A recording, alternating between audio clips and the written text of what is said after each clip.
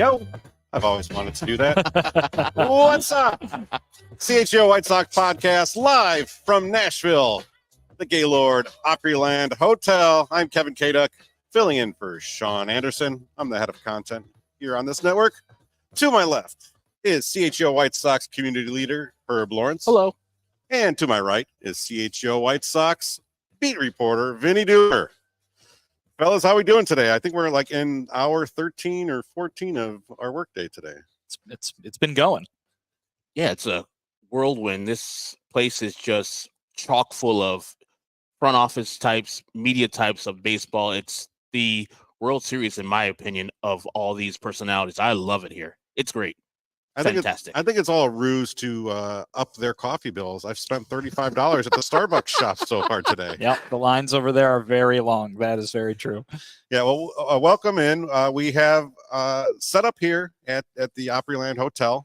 CHGO is going hard. We had our CHGO podcast at 2 today.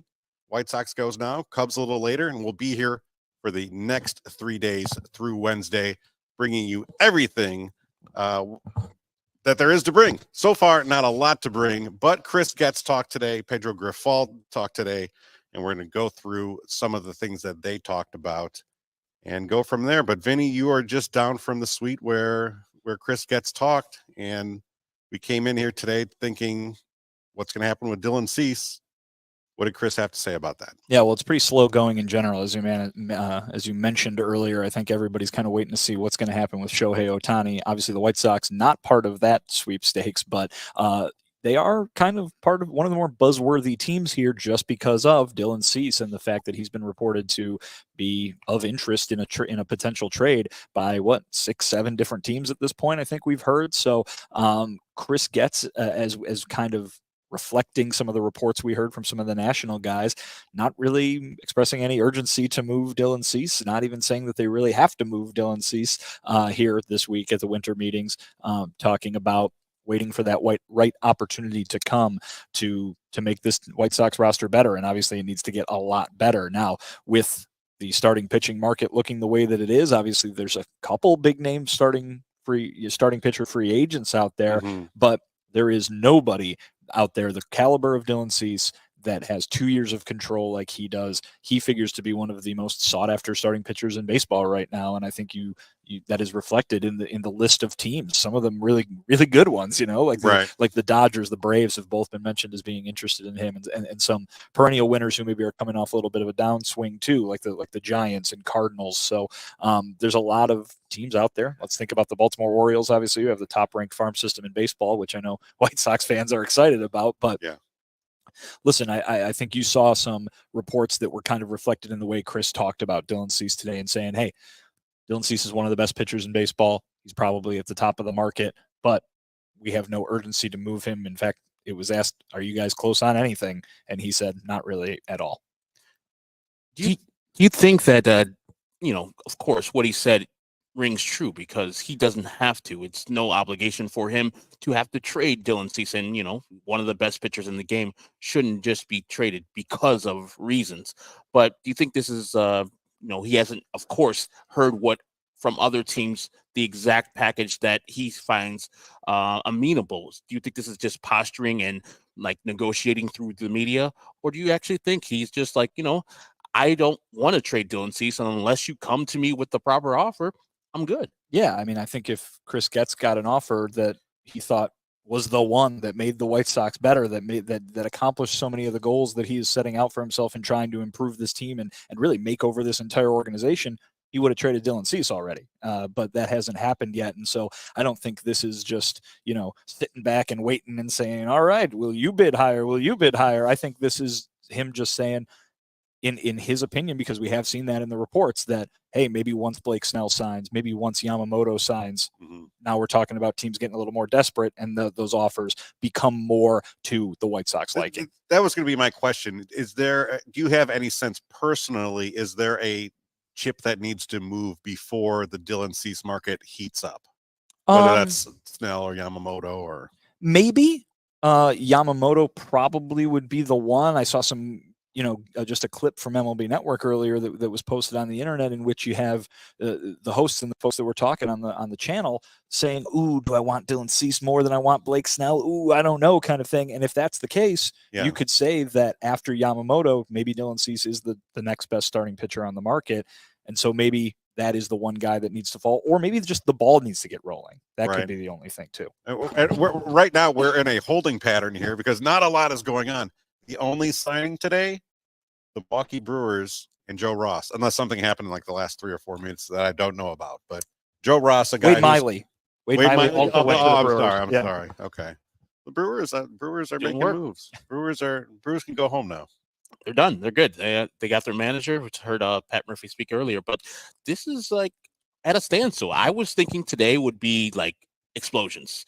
A lot of deals being done. And of course, the day is not done yet. But I think the Shohei Ohtani and where he's going, where some people are saying that they don't believe that Shohei is going to be announcing where he's going before the winter meetings ends. So that'll put a long delay into other people's plans because they're seeing, okay, if that team gets Shohei Ohtani, that means they don't have the, money for the players that we want, so we can go after him a little bit more aggressively. And I think that's also holding up the Dylan Cease markets too, because of course Shohei Ohtani is a pitcher and a hitter, even though he's not going to be pitching this year. So I'm just waiting for more action, even though this is exciting times to be here. I hope like right when we leave this hotel, we got to come right back because the White Sox have done some deals. Yeah, it's not ideal for us because we've been here all day long, but I'm in for anything to improve the White Sox. And it makes sense what Pedro and Chris Getz said today. Unless they're floored, unless they're, absolutely taken back by a deal for either Dylan Cease or Luis Robert Jr., we're staying in pat. There's no reason to move. It just seems like it's going to take some time. And on the CHGO show today, Vinny, I just kind of said I didn't think we're going to leave here with Dylan Cease on another team. That doesn't mean he's not going to be traded or what. I mean, I think it's going to take a while. I think some of the framework may be laid here.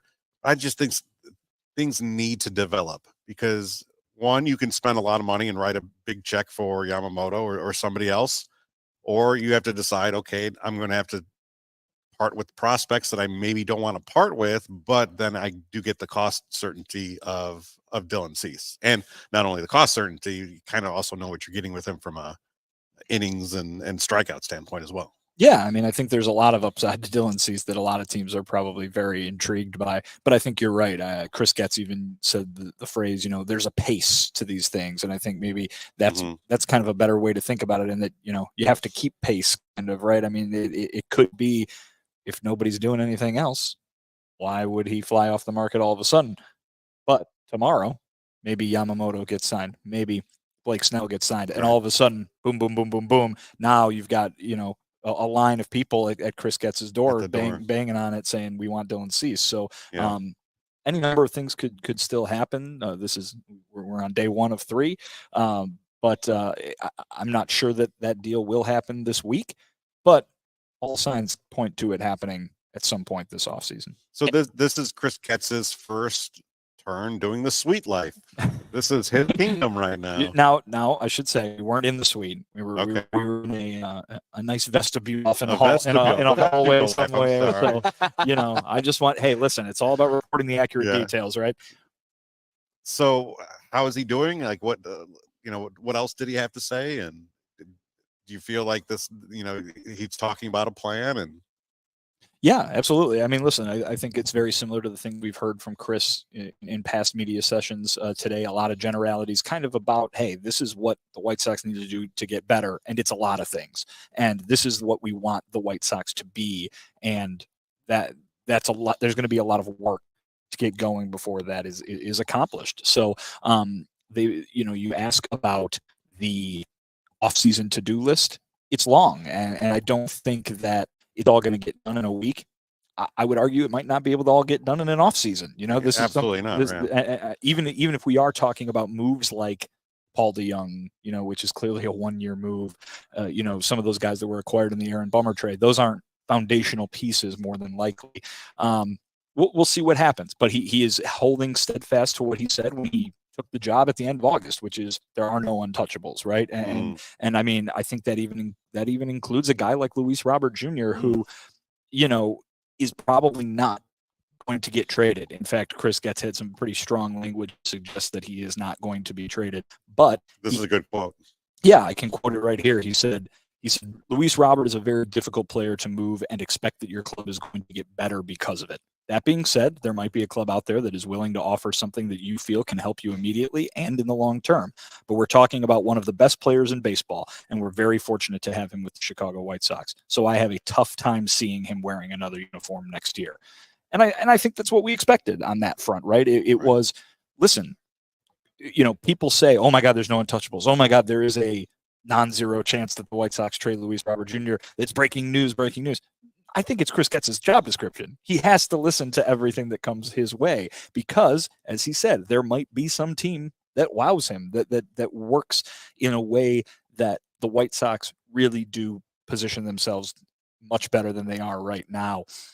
But at the end of the day, Luis Robert Jr. is one of the best players in baseball, and he's under control for 4 years at a relatively affordable price tag. So for what you're getting. So this is a guy who could win an MVP award. And so, listen, the White Sox are in a position where they're going the opposite way. They're not going toward on that upswing right now. They are trying to whatever right now. I know there's a big to do over what exact word we should use there. But it would make sense that people would be asking about Dylan Cease. It makes sense that people would be asking about Luis Robert Jr., but the odds of Luis Robert Jr. going somewhere are not good. A little breaking news right when we started the show from Cody Stavenhagen from The Athletic in Detroit. Tigers have signed A.J. Hinch to a contract extension. The terms are not disclosed as yet, but, you know, in the division, he's going to be there for a little bit longer. Back to Chris Getz. Did he talk about what type of players he'll be looking for in this free agency, in the trade market for this new White Sox team in 2024? Yeah, and he's talked about it a little bit before. I think we got more kind of on that front from Pedro Grifol today, but really it's nothing new so much as it is really just being hammered home that they want to play a very different style of baseball today. Pedro kept using the word fast. They want to play fast. Chris Getz says, you know, they need to be fundamentally sound. They need to do the right thing because, listen, the last 2 years, this White Sox team didn't do that. They made so many mistakes in the field, so many mistakes on the base paths. They want a team that they can count on to do the little things, play a certain style of baseball. And, you know, if that means guys like Paul DeYoung, guys like Nicky Lopez, who Chris is very happy to have acquired, then that's what it's going to mean. Might not mean 100 wins right away in 2024, but they're looking to establish an organizational identity. They're looking to play the way, remember, that Pedro Grifol promised that this team would play, that they very much did not play that way last year. So I think you're going to look for guys that fit that description and can do the little things and can play in a certain way.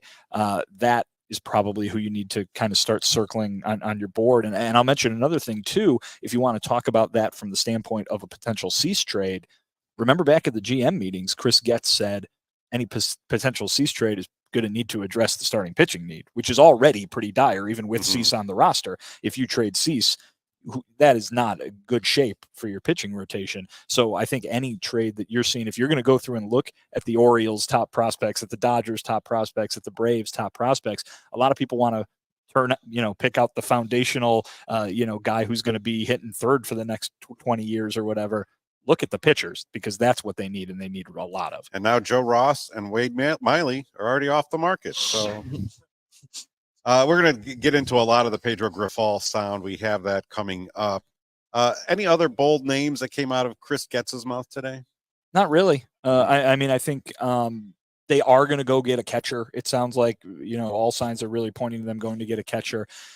It doesn't really sound like, or at least they don't want to tell us whether it's going to be that guy at the top of the depth chart or if Corey Lee's going to be given the reins of the pitching staff and there's going to be just kind of a guy to support him. Mm-hmm. I would think they'd probably be better off with a veteran, even if he's not the most offense first type of guy. I mean, I think you're definitely going to see a guy who is defense first and working with pitchers first. I don't think this is going to be, a guy that they bring in to hit 20 homers or anything like that from the catcher position. So that's probably what you can expect there. They definitely need a right fielder. So if you're looking for roster spots. They need a right fielder. They don't have one right now. Again, maybe it is more of a little things kind of guy, but they definitely need to fill that position. Nicky Lopez, when asked about it today, whether he's going to be the everyday guy or a utility role, Chris said it's kind of too soon to tell. So I think it kind of depends on whether they hit on some of their other targets before they get to spring training. And before we get to the Pedro Grifol sound, you spoke also to the chairman of the board, Jerry Reinsdorf. Did anything come out of that was noteworthy? Not really. A lot of compliments for the man who was just named to the Hall of Fame last night, Jim Leland, who, of course, worked for the White Sox as part of Tony La Russa's coaching staff back in the 1980s. Great friends with Tony La Russa is Jim Leland, and so by extension, good friends with Jerry Reinsdorf as well. The questioning was limited to that topic, and of course, nothing but positive things from Jerry on that front. Excellent. We have a good crowd watching out there now. Make sure you hit that like button. We're coming at you live from the Opryland Hotel here in Nashville and the winter meetings all 3 days here. We're really excited to be here. As promised, we'll have that Pedro Grifol sound and kind of break down some of the things he said as the White Sox kind of start whatever the new era is going to entail. First, though, I want to tell you about Circa Sportsbook. Circa, of course, we love because they feature that tight money line splits and low hold model. Games always strive to be a negative 110 split on the Circa sports menu, unlike other sports books, which may use minus 115, minus 120. They're after more of your money. But Circa Sports keeps as little as money as possible on large market bets like futures, golf tournaments, especially compared to those other books. They have high app limits and transparency because Circa Sports does not limit players based on their winnings. Every player has the same limits unlike other boots who do limit winning players. That's just not fair. Circa Sports encourage bettors to download and explore all the other sports betting apps available and compare the lines because they know at the end of the day they're going to be offering the best stuff. And here's the thing, Herb. They also offer the best customer service. Guaranteed. You have a problem with the other sports book and you call people up, you might be talking to a chatbot, a robot. Robots. Yeah. Robot umps. Yeah. But there are real people behind the Circa Sarah. Sports brand who resolve issues in a timely fashion, unlike other books. I don't care about your thing. It doesn't matter to me. Give us your minus 135. All aspects of the app are being run by the same team that runs the main Circa Sportsbook at Circa Resort and Casino in Las Vegas. So download the Circa Sports Illinois app at circasports.com/Illinois-app to sign up today. Also be on the lookout for Circa events, watch parties, and tailgates. You or someone you know may have a problem with gambling. Call 1-800-GAMBLER or text GAMB to 833-234. You can also visit areyoureallywinning.com. Midtown Athletic Club has 4 Chicagoland locations: Palatine in the northwest suburbs, Bannockburn in the North Shore, Willowbrook in the southwest suburbs, and Midtown Athletic Club and Hotel in the middle of Bucktown and Lincoln Park. Midtown Palatine has launched a multi-million-dollar transformation of the club, which will be complete in early 2024. Listeners can lock in favorable rates if they join before the end of the year. And there's something for everybody at Midtown Athletic Club, whether you're a single person, a family person, looking for holistic life changes. Anything you want, Midtown has for you. And we're talking, as Kevin and I went last Wednesday, and it's not a athletic club like you're used to or a gym as you're used to. It's more like a country club. That's how it feels. You feel like you're special when you're there. I just love that place. And one of the people who has used Midtown says it is the nicest fitness club that they've ever been to. And I can put a rubber stamp on that too. Super luxe locker rooms with wet and dry saunas. And you said they have Dyson hair. The Dyson hair dryers. Hair dryers. You're a big shoot. Those are no joke. $500. Yeah. Like I said, no joke. Man, you guys got show letters. You guys got good hair. I don't know what those are. My hair pretty much dries quickly, but yes, those are very good if you have really good hair. You can tell that it's not good today. Flopping around. I mean, I want to see what the Airbnb. They promised a hair dryer there. I brought mine. Mine. Oh wow. They won't be Dyson. I'd have to borrow yours or Casey's. We'll see. You have a collection of boutique fitness studios with more than 100 classes per week to include in your membership. And as I said, it's not gym quality. This is boutique fitness quality. They have so many of the fitness classes that you want in their classrooms. The Arena, Samadhi, Everybody Fights, Ride, the Field, and the place that I tried out for the Les Mills body pump The theater. Oh my goodness. I was so exhausted after, but I had a great time. I'm still kind of feeling it after a week. The best tennis courts and programming in the sport. Midtown has indoor and outdoor tennis, pickleball, and paddleball tennis. USTA professional quality all the way. What you got to do right now is head over to midtown.com/CHGO to find out more and to schedule your tour of Midtown Athletic Club nearest you. All you need to know about Midtown is when you go into the tennis facility, they've got a picture of Roger Federer playing there. Yeah. I thought you were going to say Mark Carmen. soon to come. We want people to go there, not to go away from there. We do need a picture of Carm there. I will say the CEO is a huge fan of Carm, so that's probably not out of the question. Mm-hmm. So Wow. we can always hope. And he's from New Zealand. I can listen to him talk all day long.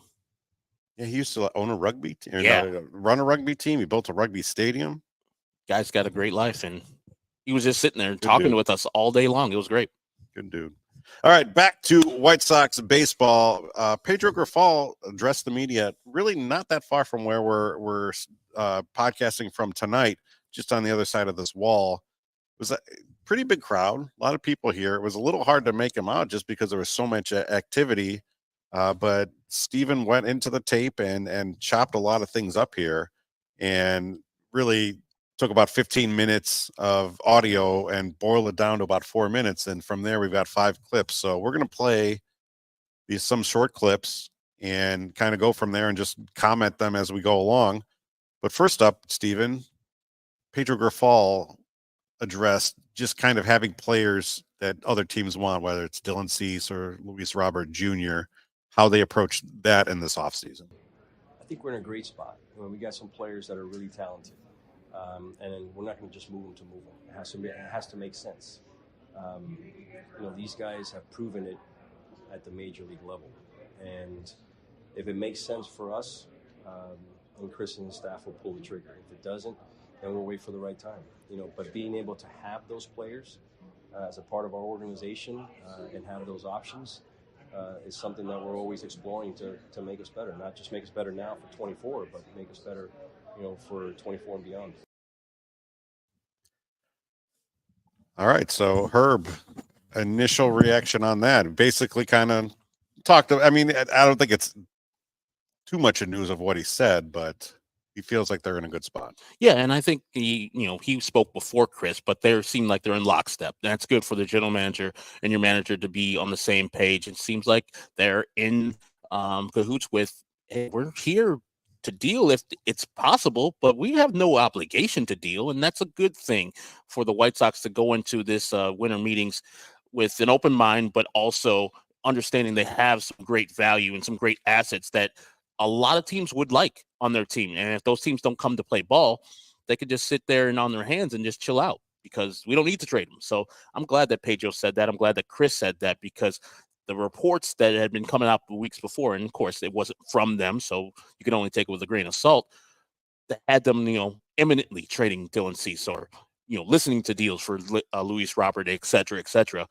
I'm glad that they're slowing those talks down and maybe, like I said before, kind of entice other teams to say, okay, they don't seem like they're into trading these guys. We maybe need to up the ante on the players that we're offering. And so it's a good thing. It's a good thing to be in the position that they are, because I said they're in the driver's seat now.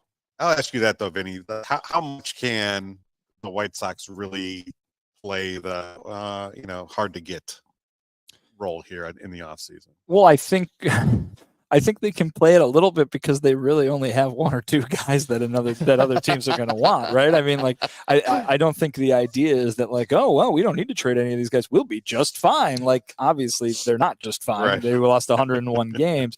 And, even guys who other teams might look at as an intriguing bounce back guy, Yoan Moncada or Eloy Jimenez, those are guys that, if you wipe the financials off of it, maybe someone would trade for them and give them a shot and see what they can do. But for $24 million for Yoan Moncada, for a guy in Eloy Jimenez who's yet to have a full healthy season, it makes it a little bit more difficult, and it makes it look like those guys would be unlikely to be moved this winter. So if you were talking about hard to get, he basically came out and said today there's hardly any chance they're going to trade Robert. So it's just Cease. So if you want Cease, give him an offer. Otherwise, but like we've been talking about, Herb, they don't need to trade Dylan Cease. No. It probably is the thing that ends up putting them in the best position, given the rest of the roster. But the guy's under control for 2 more years, and there's a trade deadline in July or August, whatever it is this year, that comes after the offseason too. If it gets that far, I'm not sure it even will. And it's also establishing to the rest of these general managers that Chris Getz is not a pushover. Yeah, it's my first go around. This is my first time here at the winter meetings, but you're not going to just offer me crap and I'm just going to give you to because we're open for business. But you got to come correct, and that's good to have the first-year general manager establish himself and say, this is what we're doing, and you're not going to be running over me. And, I'm sure a lot of these general managers are looking at him and they're licking their chops, but I'm glad that he is staying steadfast to what he believes in and what he knows that he has as a talent in Dylan Cease. Because he is the Lord of the vestibule. Vestibule Lord. How about if you want to do the alliteration, Viceroy of the vestibule? Viceroy. There you go. I was coming up with Vanguard, but that didn't make. Yeah. All right, let's move on to the next one. We're just really talking about signing the guys, playing faster, playing a different brand of baseball. It's a little bit of a longer clip, and I think there's a little bit of fluff in here. So let's go with this, Steven. Tell me what you guys think when we come back out of this. You know what? One of the things I learned last year is that we played a game that doesn't win in the big leagues. We need to play faster. We need to be more athletic. We got to catch the baseball, and we gotta do things a little better fundamentally. And when we talk about getting more rounded, that's what it's about. Being able to bring in Nicky Lopez and Paul DeYoung, what those guys can do defensively, and obviously we're not done. It's the type of game that wins games at the major league level. You got to play fundamental baseball to be able to to compete at that level, and that's what we're trying to do. Consistency. I like what he brings to the table every single day. You get a shortstop out there that he's going to be fundamentally sound, and he's going to lead. And the same thing with Nicky. Being able to acquire Nicky. Nicky can play second base, play above average second base, and move over to shortstop, and give Paul a day. And obviously, don't forget about Colson Montgomery, who's knocking on the door, and so there's some good things happening. And the off season's early. It's early still. So, Chris and his staff are exploring everything to make us better. Like I said, not just in 24, but beyond. Yeah, so like I said, look, there's a lot of stuff that will play well, sounds good. We're going to play fundamental baseball, this, that. But then you're also talking about guys who are not here for the long haul. Colson Montgomery obviously is, but Nicky Lopez and DeYoung are not. Yeah. And my question to Pedro for that, he was here this past year. Why wasn't that established when he hit ground this year? I get it. You want to play a style of baseball that's different from the losing style, apparently 61 and 101 in 2023. But you had a job last year where you either went along to get along, or the people who were fired, Kenny Williams and Rick Hahn, didn't allow you to play the style that you want to play. So I'm not going to blame, new general manager Chris Getz on this. But when I hear a quote like that we're going to play a style and we didn't play a style of baseball that was conducive to winning, it always alarms me and says, you have control. You have the reins as the manager of the White Sox. That should have been established February of 2023 in Glendale, Arizona. Well, I'm glad he's fixing it, and it's good to notice that you made mistakes in the past, but I would have loved to have that before he, realized that they didn't play a style that he liked. Yeah, I mean, I think he's explained several times now that he erred in coming in and kind of letting the guys do the things that they had done in the past and not maybe being a little bit more forceful, which kind of forced a lot of those changes at the trade deadline, which now are forcing changes in the off season. I think that, as you brought up earlier, Herb, what he said there is very much echoing what Chris Getz is saying, and what Chris Getz is trying to establish as the new identity of this team. So, obviously Pedro isn't blameless. I think the thing that jumps out to me in kind of line with what you were saying is it's not going to just be as easy as a guy standing up there and saying, oh, well, where are we going to play this style now? Oh, you know what we should have done? We should have been the Diamondbacks. Why weren't we the Diamondbacks? Let's do that instead. Yeah. And everybody goes, oh, okay, of course. You need to have a roster of guys that can do that. And I think if the White Sox had that this past season, they would have been playing like it. Mm-hmm. They didn't. This was a team that Rick Hahn built to hit a lot of home runs and not do much else. It also didn't hit a lot of home runs and then couldn't do all the other things to go along with it. So, and that's why I say the remaking of this team, it might not be done come spring training. It might not be done come opening day, and it might not be done come this time next year. This is probably something that's going to take a little bit longer because you can't just say, all right, Eloy Jimenez, we know that you've had trouble even running at full speed since you've been in the major leagues, but now we're going to play like the Diamondbacks, and you're going to have to get a triple every time up. Like, that's just not going to happen. Yeah. And so they need to go out and get guys like DeYoung, like Lopez. But here's the thing. Those guys might play the game the way they want them to do it, but are they going to hit enough to score runs and win games? And part of me just worries that it's just such an overcorrection where, okay, we got to be just fundamental guys and have these guys who are archetypes of what we think are hustlers and guys who play baseball the right way. And if you're going to go all that way, and it's great, yeah, these guys are consistent and they show up every day, but if they can't hit the ball and they're not producing runs, what's going to happen? I see a lot of parallels, like when the White Sox went from 2004 to 2005, you lose Magglio Ordonez, you lose Carlos Lee, and then it was what was about small ball, right? Yeah, we're gonna go small ball, even though they hit 200 home runs. Right. Well, it freaking worked, right? Like Tadahito Gucci had a career year, but Sednick had a career year. Boy, that small ball was great when you had Konerko and Dye in the middle of the lineup, right? So that's the thing. Like they're trying to sell this, but you don't have those sluggers to put the ball out of the park. You don't have Jose Contreras coming in, or a great trade for Freddie Garcia. John Garland having a career year.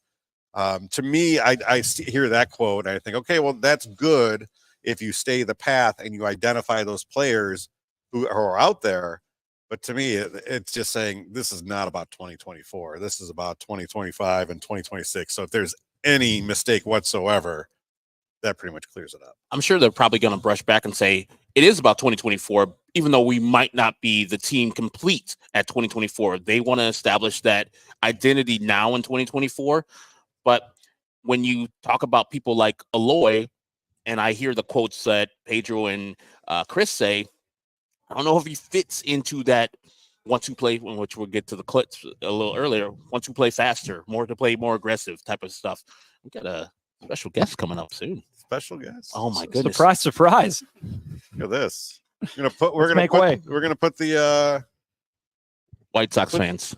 Put the quote review on. Call your sons. Call your daughters. We got a special guest joining us right now. Amazing. Right here in Nashville. Suspense builds. Who do you guys think it is? Put it in the comments who you think it is, because we have this guy and he's been here in Nashville talking to all the great folks, and it is Marlins third baseman Jake Burger. It hurts me to say Marlins third baseman Jake Burger, but congratulations, Jake. So thank you for joining us here on CHGO White Sox, and White Sox fans absolutely miss you since the day that you got traded, but we're very happy for your success. Yeah, thank you. Thanks for having me on.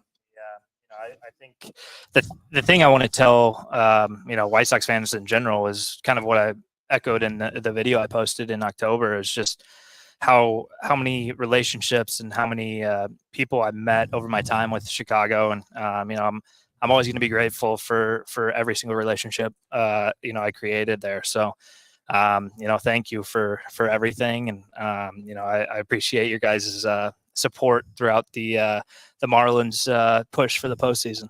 It's funny you bring that up, and we were hearing from Jim Leland earlier today, who was just named to the Hall of Fame, and he said it was amazing how many texts I had, not just from guys that I managed at the big league level, but guys that I managed in the minor leagues. And when you talk about the relationships and the time that you spent with this organization, so much of it was not on the south side of Chicago. Mm-hmm. And so when you were traded away and when you did look back, how much of that, looking back, had to do with those years in the minor leagues and the relationships that you made with those folks? Yeah, I mean, anytime you're with the organization from the start, you're going to create all those relationships, and there's so many coaches and players that you play with, and guys I was rehabbing with too, that were going through some of our darkest moments in our career, and just kind of looking back on that, and it was really hard not to think about that when you're going to play for a postseason berth. And I think that's why I posted the video when I did, was after we lost to the Phillies. It was like I had a couple weeks to kind of decompress and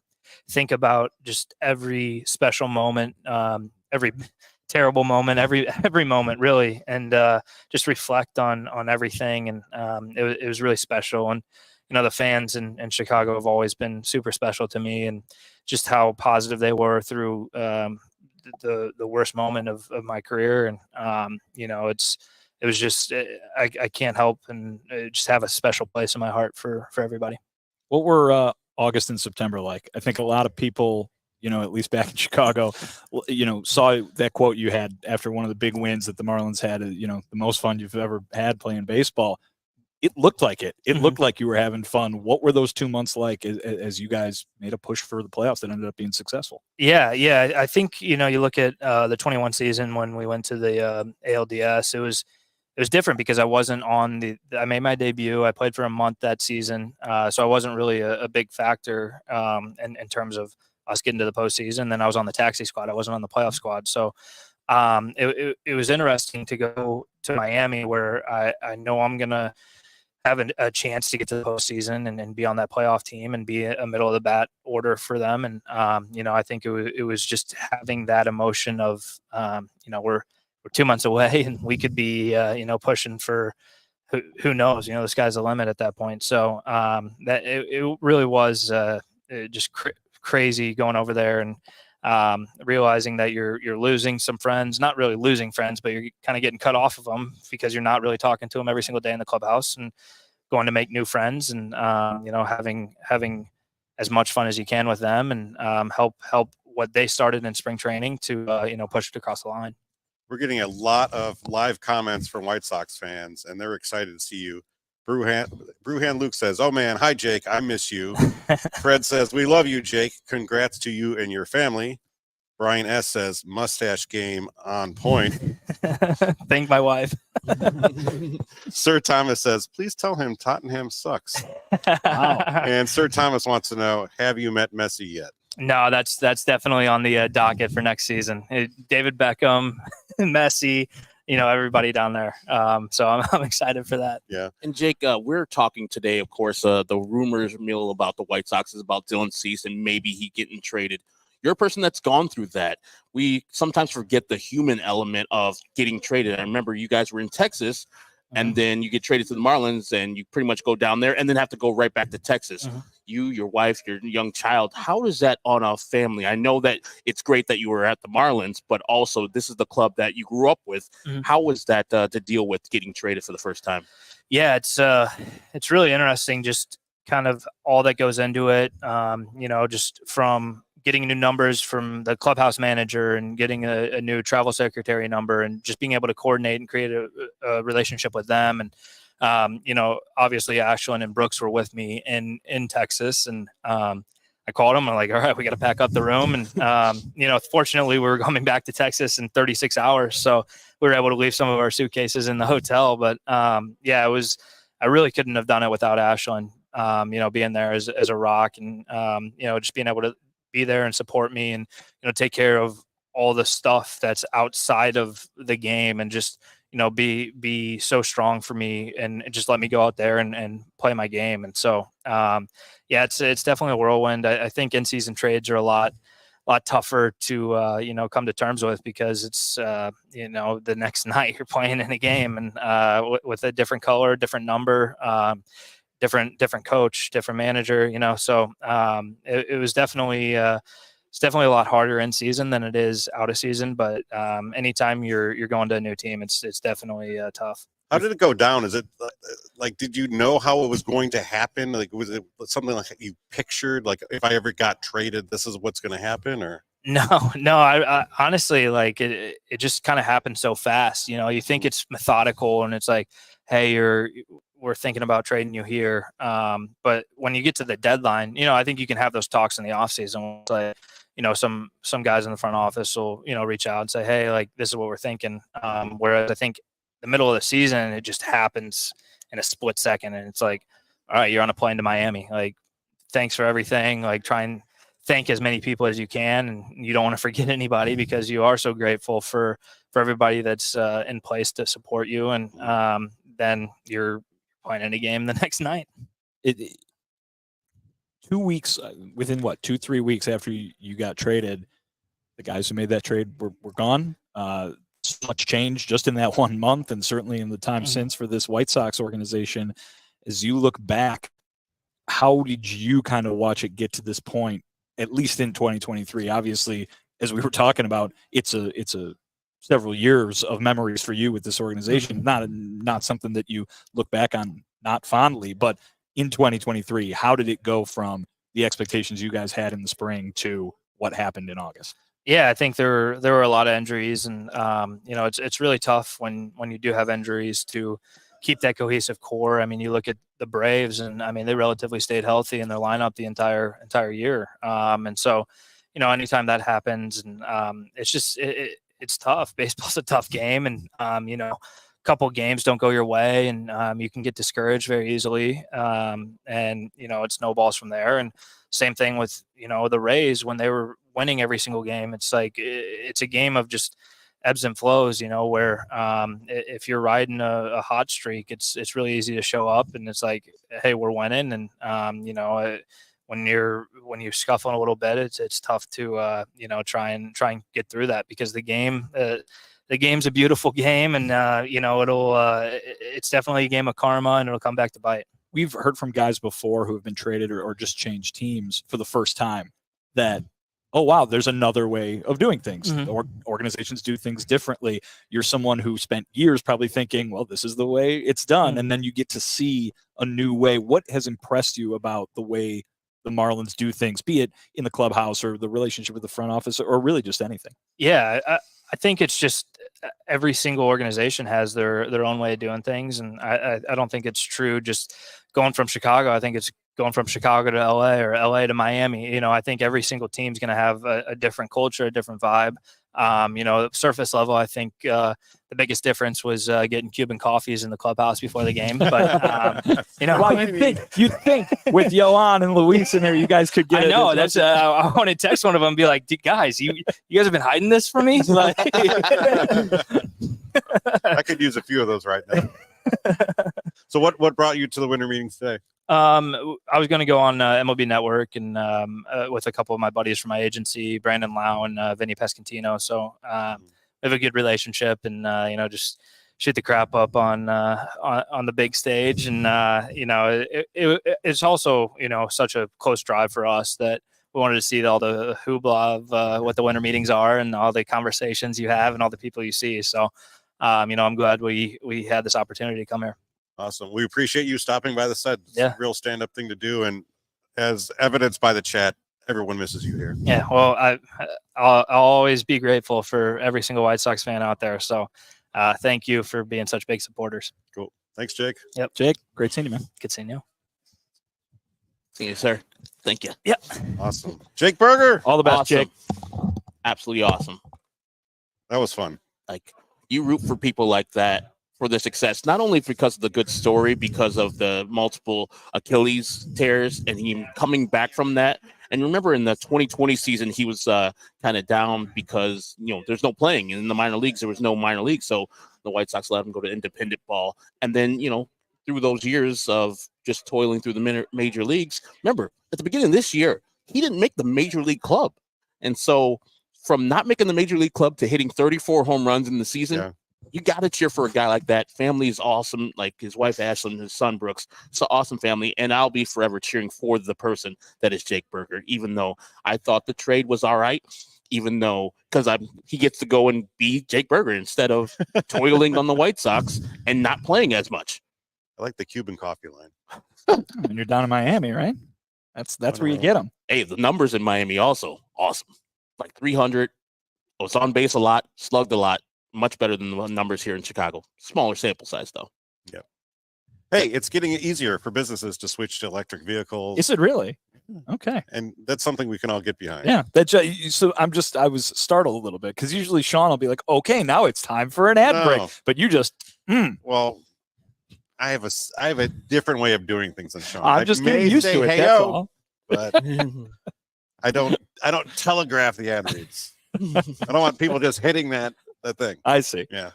Anyway, for the health of the planet and the well-being of all of us who share it, we want those electric vehicles. Yeah. The electric grid is evolving to meet your cleaner energy needs. As we all move with confidence towards an electric tomorrow, whether you have one delivery van or a whole fleet of shipping trucks, ComEd can help you guide you to make the changes you need. Make the changes to make sense. So what should business owners do? I mean, they should go to comed.com/clean to learn more about the resources, fleet rebates, and infrastructure incentives available to help businesses go electric. If you own a business, don't wait. Start making your plan today and switch to electric vehicles. Good for business, good for the planet, good for all of us. Go to comed.com/clean. Did you say comed.com/clean? You are listening. That's good. Yes, go now and see how electric connects us to a better way of doing business and a better future for generations to come, Kevin. Let's go. And usually on our set, we have FOCO. The set decorations are donated by the great folks at FOCO. The classic Southpaw orange flag bobblehead. Yeah. Tim Anderson, of course. Tim Anderson waiting for the L. Yeah. And, of course, Andrew Benintendi, Woo Pixie, Sui, even though we don't have it, It's there. You go buy it. Yeah. So get fitted in the best sports gear around.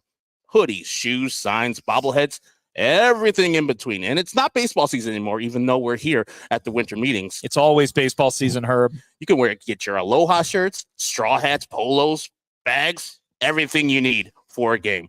Check out FOCO.com or click the link in the description below. For all non-presale items, use promo code CHGO for 10% off. Get that Christmas shopping done. Oh, easily. If you're a sports fan in you, get them some bobbleheads, a straw hat, Aloha shirt. Those are for party animals.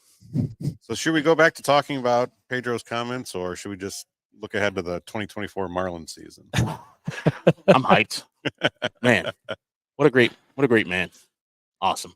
I mean, we can talk about Pedro, but yeah, kind of anticlimactic. Is there anything else you want to kind of hit on from Pedro's the thing that really stood out? No, I think what you had played there and maybe kind of the thing that he was hitting on was kind of my main takeaway from today. I think he used the phrase at one point, on the hunt. The Sox are on the hunt for guys that fit that description, that can play that style of baseball. Right. He telegraphed, and Chris did as well, that they're going to be active, that they want to be active.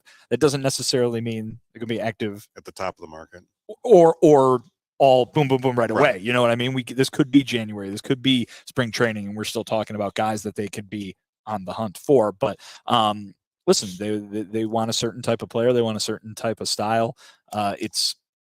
It's the basket they seem to be putting their eggs in at the moment, but obviously still a ton of flexibility just because they don't have a lot, hanging around for years to come. I mean, with the exception of Luis Robert Jr., right? Really all these guys could be short-term staying here. I'm not saying that they're going to necessarily completely clean house, but there might not be that much house to clean as we sit here today. We'll put it that way. I think there's one thing we can get to, and he was actually asked to self-assess his performance in 2023 and what he learned about his own ability. So, Stephen, if you're able to cue that up, let's go with that and riff off of that. What did you learn about your own leadership ability going through that topsy-turvy season that you had last year? And what were some of the great challenges for you? Like I said, I learned a lot. Some of it I can't and won't talk about it here. And there are other things that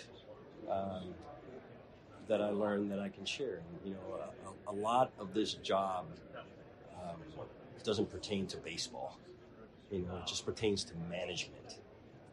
Managing a clubhouse and managing the chemistry. Chemistry is real. It's real, and some people don't believe in it, I believe it. You got to get 26 guys that are fighting for each other and love each other and play for each other every single day to be able to get this thing done. And we're on our way to doing that. There's a lot that I learned, believe me, and I'll start implementing some of those things in the spring, and you'll see a difference. You see yourself kind of operating differently, and you'll have a different group, younger guys, fewer veterans, the way that you go about managing that group is we're going to be playing different because we're going to be playing the faster game. So obviously, I'll be managing a different style of game, an aggressive game. But I've said it I've said this to you guys plenty of times. I'm ever evolving. I'm not going to just sit around and not really look at myself in the mirror and say, okay, I need to get better at this and that, and I'm not doing that. So I've reflected a ton. There's things that I feel I could have done better, and I will be better. There's things that I feel our staff could have done better, and we will be better. And definitely, there's things that our team could have done better, and we will be better. So I'm excited for spring training. I'm looking forward to the team that joins us in Camelback, and you'll see a difference. So, Vinny, you saw Pedro on a day-to-day basis in 2023. After listening to that in the press conference and again now, what do you take away from it? I mean, I think time being removed from the grind of last season is definitely helping him to reflect with a little less emotion. Maybe I'm certainly not saying that he's over, anything that happened last year or last season rather. But I remember talking to him at the end of last season, and he felt awful about the way things played out. You know what I mean? Think how you felt. The guy in the dugout who had to sit there and manage a 101 loss team for his first ever job and wear it. I mean, he was not happy with that. He was very upset and very disappointed by the way things played out. And I think he maybe knew the lessons that he was learning in the moment. Mm-hmm. And now that he's had some time where he doesn't have to manage a baseball team every single day, right? He can kind of use that to learn and use that and say, oh, well, I remember learning this lesson. Now, how can I apply it to this? I remember learning that lesson. How can I apply it to this? I mean, he even said it in there. There's so much about this job that doesn't have to do with baseball. You guys might look at a pitching change or a lineup or a decision of any kind in the game and say, the thing that all baseball fans say, which is, oh, I should have done that. I could have done that better. But then when you hear about the aspect of, well, you have to deal with this personality and this person and merging this and managing all of this, that's not something that's quite as easy to say, well, I know the rules of the game. I can do that. And so right. I think even he learned that wasn't easy, a guy who had never done this before until last year. And so I think that the difference that I heard from him today versus what I heard from him at the end of the season was maybe the benefit of some of that time and being able not just to identify the things that you've learned, but put them into practice. Yeah, it's good that he's taking accountability for the things that he fell short on. But I know, speaking as a White Sox fans are kind of short on patience for the person, where he says you'll see a difference in spring training about fundamentals and them playing a different brand of baseball. So it's like Missouri, show me what you're going to do. Like, is that a reference to the Cotton Bowl bound Missouri Tigers? Never. I was more going for Missouri State Bears, as our guest Jake Berger went to, of course, or Truman State, one of the best schools in Missouri, of course. But yes, he needs to show White Sox fans that it's not just empty platitudes, it's not just empty words. You're actually going to lay the hammer down with major league veterans. And some of these veterans have been here for a long time. Eloy Jimenez, Yoan Moncada, et cetera, and show that, hey, this is my way. I'm here for the long haul, and I've been given enough power to, allow you guys to know that I'm the boss here, not just the guy that walked into a job and allowing you guys to be grown men. You guys failed that when I gave you that opportunity. Now you guys get to go under Pedro, how Pedro plays. And he says he's going to play faster, more aggressive. To me, that sounds like stealing bases, more hit and runs, maybe more bunting. And so I'm good with it as long as it produces runs. as long as you're not getting out on the bases. Aggressive game is where the baseball is at right now. But as we said before, they don't have players like Corbin Carroll to play the aggressive game that he wants to play. Nicky Lopez pretty fast. Paul DeYoung decently fast. But you got to get on base first. That's Right. weird. Yeah, it's really weird. They don't do that very well. I mean, and Eloy, like I said, Eloy Jimenez has decent speed, but I wouldn't want him stealing because that puts him in injury risk. Same thing with Luis Robert Jr. As we saw, he's gotten most of his injuries by stealing bases and getting thrown out at plates and the vertigo that he had in Minnesota. We look at other Whatever it sports was. like football, and when a new regime comes in, we say, let's see what happens when they have their guys in, right? It happened with Ryan Poles and Correct. Matt Eberflus, wherever that's going, it happened. That fan base allowed it to happen. It doesn't really happen in baseball, even, and you could maybe say, well, Chris Getz is someone from within the organization. Pedro Grifol was brought in, but, should we be giving that to them, Herb? Well, I know you directed this question toward Herb, so Yeah. I'll let him answer. But I think the point, the thing that's spraying right to mind is, does it not happen in baseball, or does it not happen with the White Sox?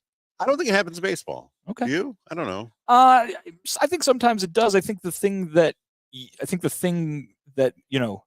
get his guy kind of thing that always comes to mind is an AD hiring a college football coach or a college basketball coach, right? Mhm. And it's like those two guys are linked together, and so rarely, because at least with the White Sox, because there has been no change Right. at the top of the front office, they're not necessarily linked to the manager in the same way, right? Mhm. It's like, okay, well, it was always, well, who is Kenny and Rick going to hire next? Who will Kenny and Rick hire next? And so maybe White Sox fans specifically have been primed to Right. separate the front office from the manager in that situation. Other organizations may be different, but perhaps not across the board. I think some of it has to do with the minor league system aspect of baseball, Mhm. right? It's not like you're going to go out there and you only have 12 roster spots to fill, like in the NBA or in the NFL. It's pretty clearly defined. There's a pool of players, and it's not necessarily, okay, we're developing players from single A all the way up. Mhm. It's more of a longer process. And like you mentioned with the White Sox, there's been so little turnover, decades upon decades. It just doesn't happen. But I don't know. Like, I guess maybe David Ross got it a little bit with the Cubs. Like, let's wait to see him get his players in, and then. But I don't know. Look what happened, right? That's been the same regime since Yeah. Theo took over, Right. for the first Cub Right, rebuild. right. So technically they've had consistency for that length of time. So they've had multiple managerial changes, not as many that have happened with the White Sox. Okay. But still Herb, some. issue your ruling, and then we're gonna get out of here, I think. I think these two seem like they're in lockstep. Now, as fans, I don't necessarily believe that, especially White Sox fans. See, that's a different, like, White Sox fans are jaded and already looking to go against whoever's hired by whoever the general manager is, whether it's Kenny or Rick or Chris Getz. Example A. So we're a kind of a weird test subject. But I think baseball fans in general, when the general manager and the manager say that, they do get grace. They do get a chance to prove that they are on the same page and that they're looking for their players.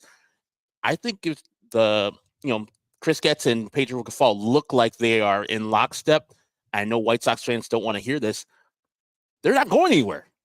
Might as well give them behind them.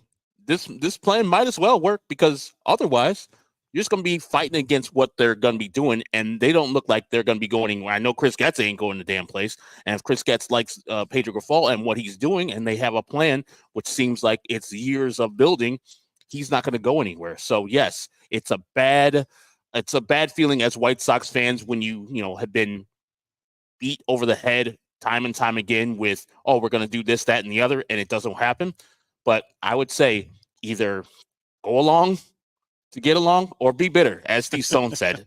I don't want to be that bluntly, but that's what's going to be the team. This guy's going to be here for years probably, and Chris Getz is going to be here for years. So you have nothing but have to have faith in what they're doing, even though they have not shown you that they can get the job done as yet.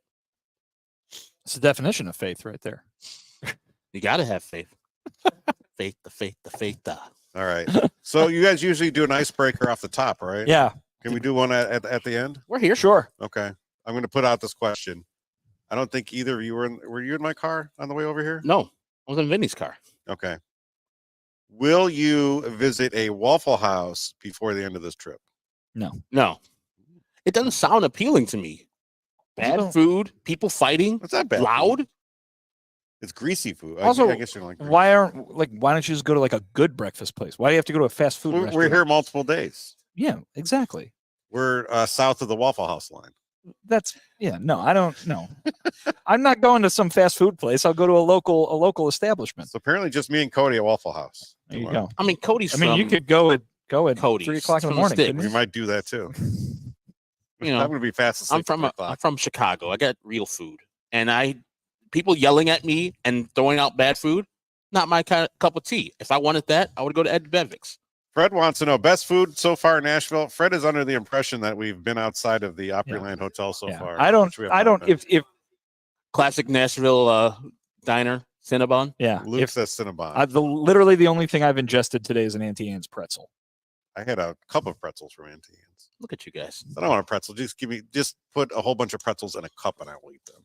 I mean, that's what I had to, but I didn't really want to go into the explanation. All right, that'll do it for this episode of the CHGO White Sox podcast. We'll be back here tomorrow on Tuesday at 5:30 p.m. So mark your calendars. And if news breaks, we will be along shortly with an emergency pod for CHGO White Sox. Kevin Kaduk, Herb Lawrence, Vinnie Duber. See you next time. We all silly like the mayor.